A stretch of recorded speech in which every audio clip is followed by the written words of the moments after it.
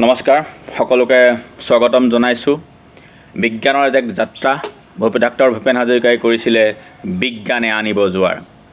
এই জোৱাৰ আজি সমাজত আনিবৰ বাবে আমি বহু আপোনজনক হেৰুৱাবলগীয়া হৈছে।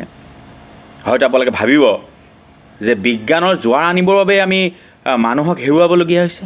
হয়, আজি যে বিজ্ঞান মনস্কতা দিৱস আমি পালন কৰিছোঁ, ৰাষ্ট্ৰীয় বিজ্ঞান মনস্কতা দিৱস, নেশ্যনেল চাইণ্টিফিক টেম্পাৰ ডে, এইটো 2018 চনৰ পৰা প্ৰতি 20 আগষ্টত পালন কৰাৰ আমি সিদ্ধান্ত গ্ৰহণ কৰিছিলোঁ। কাৰণটো কি হয়তো বহুতে জানে, বহুতে নাজানে। তাৰ ওপৰতে আজি আমি এই ভিডিঅ'টো বনাইছোঁ যে বিজ্ঞান মানসিকতা সমাজত গঢ় দিবলৈ শ্বহীদ হোৱা ভাৰতীয়সকল।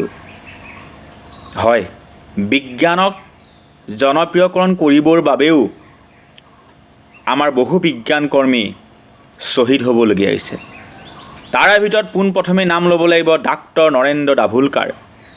তেওঁ এগৰাকী পেছাত চিকিৎসক আছিল যদিও সমাজত হৈ থকা অনৈতিক ক্ৰিয়াকলাপ, কুসংস্কাৰ, অন্ধবিশ্বাস, ধৰ্মীয় গোড়ামী, সেইটো হিন্দুৱেই হওক, হিন্দু ধৰ্মই হওক, মুছলিম ধৰ্মই হওক, খ্ৰীষ্টানেই হওক, যিবিলাক ধৰ্মক লৈ যিবিলাক গোড়ামী চলি আছিলে, বেহা বেপাৰ বাণিজ্য, বাবা তান্ত্ৰিক ফকীৰ, পানী জাৰিলে পানী জাৰি ভাল কৰা বেমাৰ,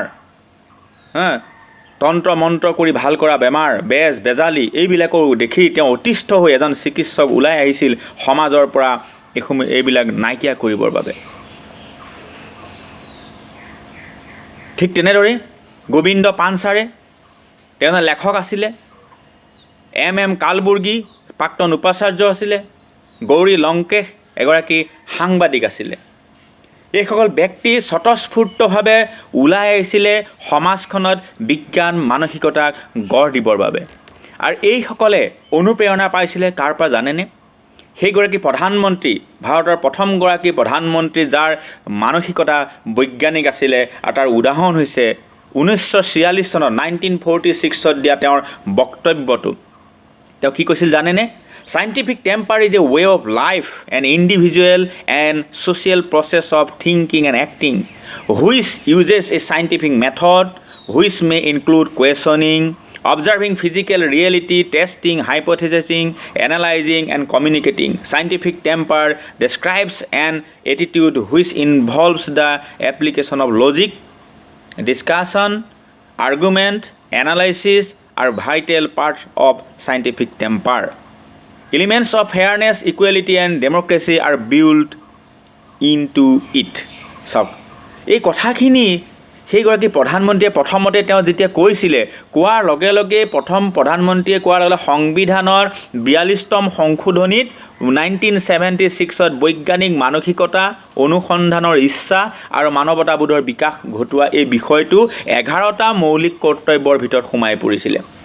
আৰু গতিকে সেইবাবে ডাক্তৰ নৰেন্দ্ৰ দাভোলকাৰহঁতে দিনে ৰাতিয়ে লাগি পৰিছিলে। কিহৰ কাৰণে? যে সাংবিধানিক ৰক্ষাৰ কবচ কি? যে মৌলিক 11টা মৌলিক কৰ্তব্যৰ ভিতৰত যিটো বৈজ্ঞানিক মানসিকতা সেইটো বৰ্তাই ৰাখিবৰ কাৰণে। তেখেতসকলে সেইবিলাক যে ধৰ্মীয় গোড়ামী, সমাজত চলি থকা কুসংস্কাৰ, বিভিন্ন ধৰ্মৰ কেন্দ্ৰিক যিবিলাক বেহা বেপাৰ চলি আছে, যাৰ কাৰণে আমাৰ সমাজখনত এটা বিভ্ৰান্তিকৰ পৰিৱেশ, অশিক্ষিত সমাজখনক এটা আৰু অশিক্ষিতলৈ চলাই লৈ গৈছে। তাৰ কাৰণে নৰেন্দ্ৰ দাভোলকাৰহঁতে এটা ভাল প্ৰচাৰ কৰিছিলে, যাৰ বাবে তেখেতসকলক বিভিন্ন ধৰণৰ তেখেতৰ দাবী ধমকি আদি শুনিবলগীয়া হৈছিলে। আৰু এইবিলাকৰ কথা বাদ দিব তেওঁ এটা উল্লেখনীয় ঘটনা কি কৈছিল জানেনে? 2013 চনত যেতিয়া মহাৰাষ্ট্ৰত খৰাং পৰিৱেশ হৈছিলে, তেতিয়া আশাৰাম বাপু নামৰ সেই ভণ্ড বাবাগৰাকীয়ে কি কৰিছিল জানেনে? তেওঁৰ ভক্তসকলক লৈ পেলাই তেওঁলোকে ফাকুৱা উৎসৱ পালন কৰিছিলে। পানী টেংকি ব্যৱহাৰ কৰিছিলে। য'ত মহাৰাষ্ট্ৰত খৰাং পৰিৱেশত মানে খাবলৈ নাপায় মৃত্যুমুখত পৰিবলগীয়া হৈছিলে, তেনে পৰিৱেশত তেওঁলোকে ফল্গু উৎসৱ পালন কৰিছিলে সেই খোৱা পানীৰে। তেওঁ ডাঙৰ এটা ৰাষ্ট্ৰীয় আন্তঃৰাষ্ট্ৰীয় পৰ্যায়ত সেই আন্দোলন কৰিছিলে, যাৰ কাৰণে সেই 2013 চনৰে তেওঁ 20 আগষ্টত তেওঁক গুলীয়াই হত্যা কৰা হৈছিলে। হয়, তেওঁ সেই কামখিনি কৰাৰ পৰা সেই ডাক্তৰ নৰেন্দ্ৰ দাভোলকাৰে আগৰে পৰা তেওঁ থ্ৰিটেনিং পাই আছিলে তেওঁৰ জীৱনৰ প্ৰতি। কিন্তু যেতিয়া তেখেতক যেতিয়া পুলিচৰ চিকিউৰিটি দিম বুলি কৈছে, তেওঁ কি কৈছিল জানেনে? যদিহে মোৰ নিজ দেশৰ নিজা মানুহখিনিয়ে কৰিব পৰা দুৰ্ঘটনাৰ বাবে মই পুলিচৰ সুৰক্ষা ল'বলৈ যাওঁ, তেতিয়াহ'লে এইটো লজ্জাৰ কাৰণ হ'ব, কাৰণ মইতো কোনো ভুল কাম কৰা নাই। মই ভাৰতৰ সংবিধানৰ গণ্ডিৰ ভিতৰত থাকি কাম কৰি গৈছোঁ ৰাইজৰ সহায়ৰ কাৰণে, সংবিধানক বচাবৰ কাৰণে। তাৰপিছতে কি হ'ল? গোবিন্দ পানচাৰে, এই গোবিন্দ পানচাৰে কি হ'ল? গোবিন্দ পানচাৰে সম্পূৰ্ণ গোবিন্দ পানধাৰীনাথ পানচাৰে। তেখেত জন্ম হৈছিলে মহাৰাষ্ট্ৰৰ আহমেদানগৰত 1933 24 নৱেম্বৰত। এইগৰাকী ব্যক্তিয়ে জাত পাত, কন্যা ভ্ৰূণ নষ্ট কৰা, ছোৱালীৰ শিক্ষাৰ ক্ষেত্ৰত, পৰ্দা প্ৰথাৰ ক্ষেত্ৰত বিভিন্ন ধৰণৰ তেওঁ এটা আন্দোলনৰ সৃষ্টি কৰিছিল, আৰু যাৰ কাৰণে সেইগৰাকী ব্যক্তিক নিজৰ পত্নীৰ কাষত থকা অৱস্থাতেই 2015 চনৰ 16 ফেব্ৰুৱাৰীত তেওঁ গুলিয়াই থৈ যায়, আৰু তেওঁৰ মৃত্যু হয় 20 ফেব্ৰুৱাৰীত। তাৰপিছত আহিলে আমাৰ কোন? MM কালবুৰ্গী, যাৰ প্ৰকৃত নাম হৈছে মালেছেপ্পা মাদিভাল্লাপ্পা কালবুৰ্গী। এইগৰাকী ব্যক্তিয়ে তেখেতে মানে এই যে ধৰ্মীয় গোড়ামী, হিন্দুত্ববাদ, মুছলিমবাদ, খ্ৰীষ্টানবাদ, এই ধৰ্মৰ লগতে যিবিলাকে ব্যৱসায় কৰি পেলাই অশিক্ষিত মানুহখিনিক বিভ্ৰান্ত কৰিবৰ কাৰণে, কুসংস্কাৰ, অন্ধবিশ্বাসত সোমাই থাকিবৰ কাৰণে তেওঁলোকে কৰিছিলে। তাৰ কাৰণে যিবিলাক তথাকথিত যিবিলাক গডমেন, সেই গডমেনবিলাকৰ ক্ৰিয়াকলাপবিলাকৰ তেওঁ এটা বৈজ্ঞানিক ব্যাখ্যা কৰিবলৈ যাওঁতে তেখেতক 2015 চনত তেখেতকো গুলিয়াই হত্যা কৰা হয়। তাৰপিছতে আহিলে আমাৰ গৌৰী লংকেশ, এইগৰাকী সাহসী মহিলা সাংবাদিক, যিগৰাকী মহিলা সাংবাদিকে তেওঁ প্ৰচাৰ চলাইছিলে এই অন্ধবিশ্বাস, কুসংস্কাৰৰ বিপক্ষে। তেওঁ এই নিৰলস প্ৰচেষ্টাৰ কাৰণে কি হ'ল জানেনে? এই নিৰ্ভীক মহিলা সাংবাদিকগৰাকী ঘৰতে আহি পেলাই 2017 চনৰ 5 ছেপ্টেম্বৰ গুলিয়াই থৈ গুচি যায়। ভাৰতৰ সংবিধানৰ 51A কনষ্টিটিউশ্যনত কি দিয়া আছে জানে? The fundamental duties of a citizen. কি আছে? The fundamental duties of a citizen is to develop scientific temper, humanism and spirit of inquiry and reformation. সেইবিলাক ডেভেলপ কৰিবলৈ যাওঁতে এয়া মানুহ মৰিবলগীয়া হৈছে। ইয়াৰ আগতো মৰিছে। কোন মৰিছে? Bruno, Giordano Bruno. তেখেতে কি কৈছিল যে অনন্ত পৃথিৱী আছে, অনন্তখন সৌৰজগত আছে, আৰু পৃথিৱী সৌৰজগতৰ কেন্দ্ৰ নহয়। গতিকে সেইজন মানুহ কি হ'ল? জ্বলাই জীৱনতে জ্বলাই পেলোৱা হৈছিলে।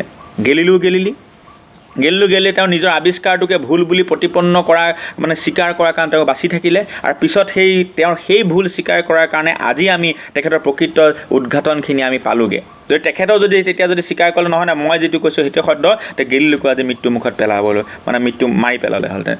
গতিকে চাওকচোন, এই অন্ধবিশ্বাস, কুসংস্কাৰবিলাক নাইকিয়া কৰিবলৈ যাওঁতে কিমান শ্বহীদ হ'বলগীয়া হৈছে, কিমান মানুহক জীৱনতে জ্বলাই দিছে, কিমান মানুহক গুলিয়াই দিছে, কিমান মানুহক পংগু কৰি পেলাইছে।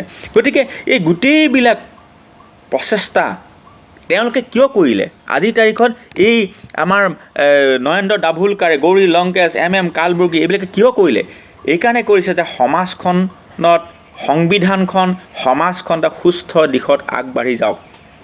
আৰু সেই আজি আহক আমি সংকল্প লওঁ, এই নেশ্যনেল চাইণ্টিফিক টেম্পাৰ ডে, বিজ্ঞান মনস্কাৰ দিৱসৰ দিনাখন সকলোৱে যে সংকল্প লওঁ। আজি অল ইণ্ডিয়া পিপলছ চায়েন্স নেটৱৰ্কে পাতি আছে, অসম বিজ্ঞান সমিতিয়ে পাতি আছে, আকাশ বিজ্ঞান আৰু পৰিৱেশ শিক্ষা খণ্ডই পাতিছে, জ্ঞান বিজ্ঞান সমিতি, ইলোৰা বিজ্ঞান মঞ্চ, চাইণ্টিফিক টেম্পাৰ, আমি সকলোৱে আমি বৈজ্ঞানিক মানসিকতা গঢ়াৰ কাৰণে কাম কৰি আছোঁ। এটাই কাৰণে, সংবিধানে যিটো বস্তু 51A আৰ্টিকলত কৈ গৈছে, সেই চাইণ্টিফিক টেম্পাৰ আৰু 1946 জৱাহৰলাল নেহৰুৱে যিটো চাইণ্টিফিক টেম্পাৰ হয়তো বিচাৰিছিলে, সেইটো বৰ্তাই ৰাখিবৰ কাৰণে কিছুমানে বলিদান দিলে। সেই বলিদান যাতে এনেই নাযায়, তাৰ কাৰণে আমিও নিজকে বৈজ্ঞানিকভাৱে আগবঢ়াই লৈ যাওঁ। আৰু সেইকাৰণে সোধা হৈছে আস্ক হোৱাই। কিবা এটা হ'লে প্ৰথমে নিজকে সুধিব, কিয় হ'ল, কেনেকৈ হ'ল, কিহৰ কাৰণে হ'ব পাৰিলে, তাৰপিছতে আপুনি বিশ্বাস কৰিব। আজিলৈ ৰাখিছোঁ, ধন্যবাদ।